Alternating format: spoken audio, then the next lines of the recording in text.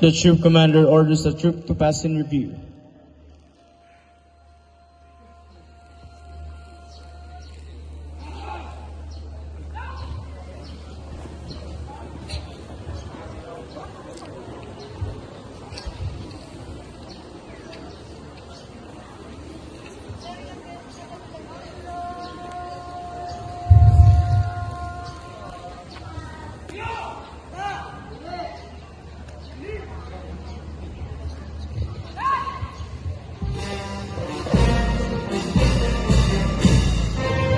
The troops led by the Corps Commander will now have a passing review.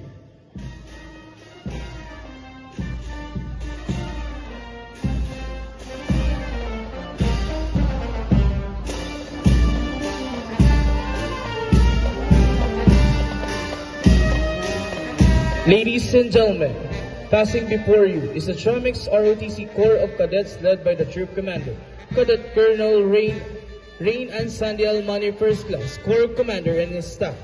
Cadet Lieutenant Colonel Kyla C. Copio, First Class, Corps Executive Officer and S1 Adjutant. Cadet Lieutenant Colonel John Mark E. Obando, First Class, Corps S7 Intelligence. Cadet Lieutenant Colonel Residente G. Briones, First Class, Corps S3 Operations. Cadet Lieutenant Colonel Christian Oliver C. Bulse, First Class, Corps S4 Logistics and Supply. And Cadet Lieutenant Colonel C.J. Escabila, First Class, Corps S7 Civil Military Operations. Trailing behind is the Our Lady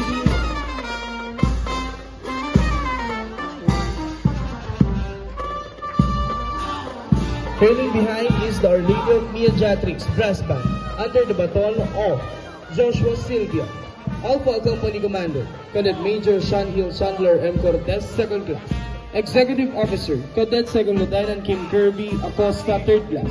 Gidon Bear, Cadet Second Lieutenant Aaron Justin Adolfo, Third Class. First Platoon Leader, Alpha Company, Cadet Second Lieutenant John Ray Ibon, Third Class.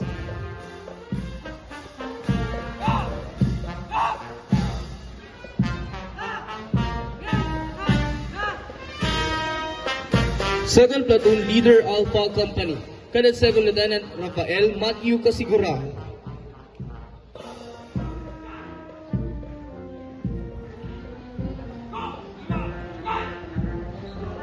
Ladies and gentlemen, please rise for the passing of colors under the command of Cadet Major Princess Elaine T. Estesane, Second Class.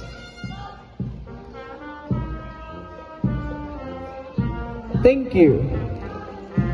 Bravo Company Commander, Cadet Major Arian O. Navarro, Second Class, and Executive Officer, Cadet Second Lieutenant Westana Monteclaro, Third Class. Gidon Bear, Cadet Second Lieutenant R.J. Peregrine, Third Class.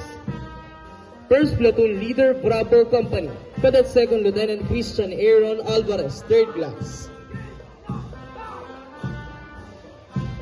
Second Platoon Leader, Bravo Company, Cadet Second Lieutenant J. Lo Monsales, Third Class.